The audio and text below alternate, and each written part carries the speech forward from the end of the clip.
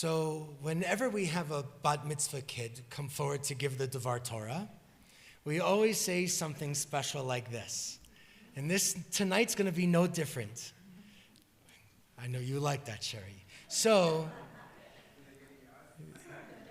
we have no presents for them. That's only in the mornings. But for real, the idea of giving a Devar Torah, literally a word of Torah, is we ask people who have that chance, that opportunity, whether they're B'nai Mitzvah or leaders in the congregation, lay leaders in the congregation, we ask them to share their Torah. We find a piece of the Torah, but any one of us can go and download it from one source or another, but what we really want is for people to share their Torah.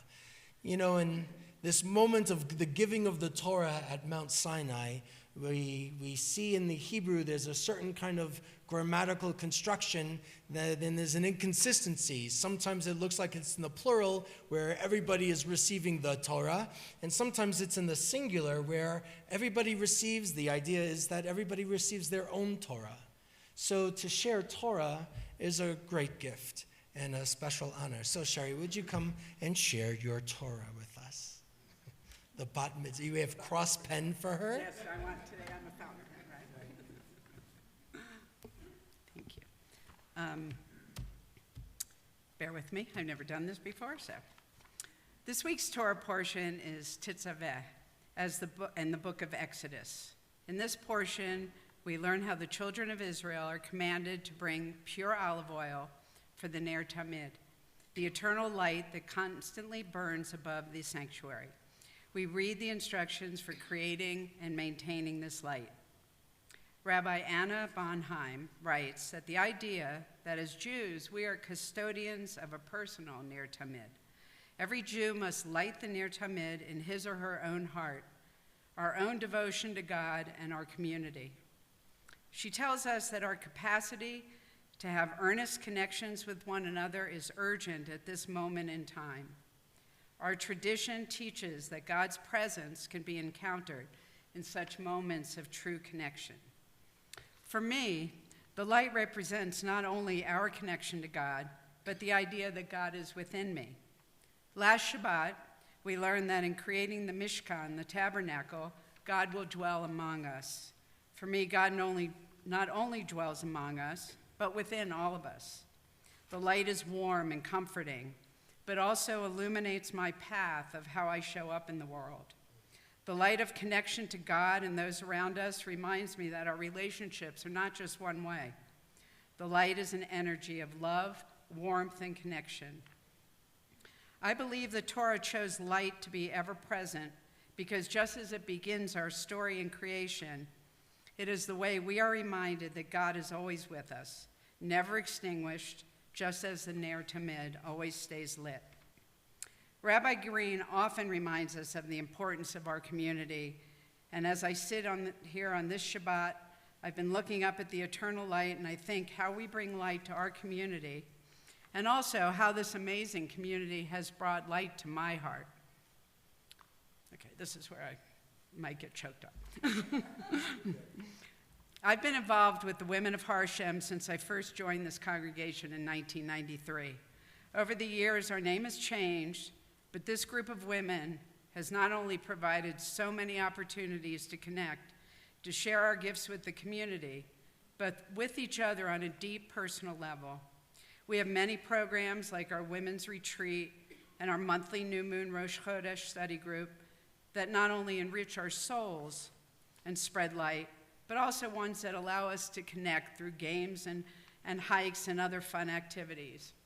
And honestly, where else would I get to walk the runway with someone as beautiful as Estelle Miller if it wasn't for the Women of Har Hashem fashion show coming up soon in April? Little plug.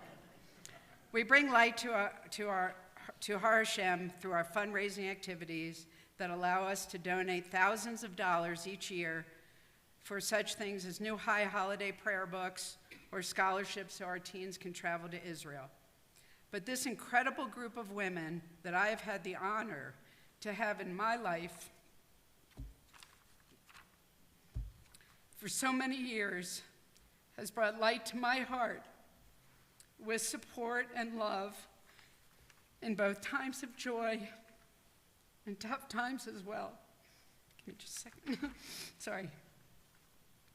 Whether it's just a hug or a look that lets me know that we're there for each other, to meals after surgery, to just times to laugh and so much more, I have experienced firsthand how this community has not only brought light to my heart, but has allowed me to give my light to others.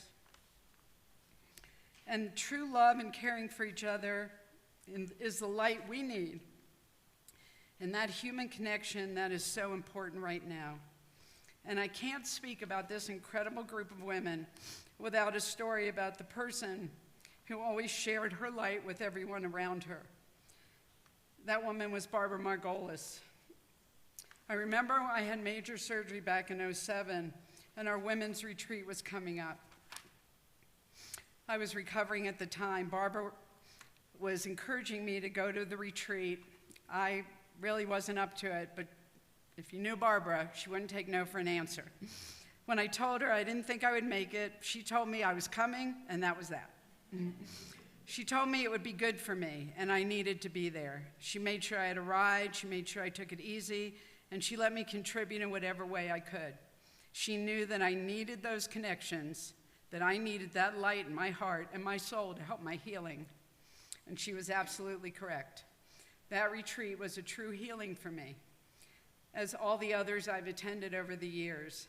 The light of connection to this amazing group of women to make deep connections that are meaningful and lasting.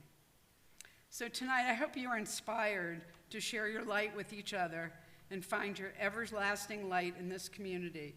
We encourage you to join the Women of Har Hashem in our activities, get to know us, and make those earnest connections, see the godliness in others, and embody the modern-day Ner Tamid. That light, that connection, may just change all of us for the better. Thank you. Shabbat Shalom.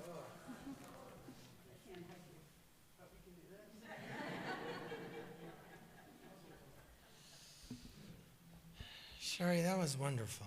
Yasher koach, yasher koach. So in synagogues, as many of you know, instead of the custom of clapping or applauding, we say yasher koach. Go ahead, try it. You did great. Yasher koach, you should go from strength to strength. All of you, all of us should go from strength to strength. I think that was a beautiful message filled with light, to be sure. You know, that Ner Tamid that is just above the ark that sits behind us, we know that we always translate it as the eternal light or an eternal lamp. But as you also mentioned, and it's really important to know, is that in the biblical context, in the Torah, it's not the eternal light, but it's the light that's lit regularly. And I think we should follow your lead and make light contagious. Be deliberate in lighting light, making sure that we open up those opportunities for others to encounter light.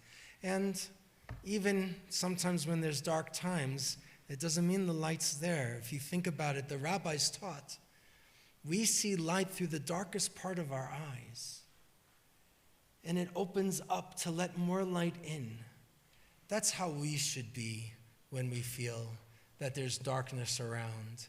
And then there's really a radiant glow. So, todah. Let's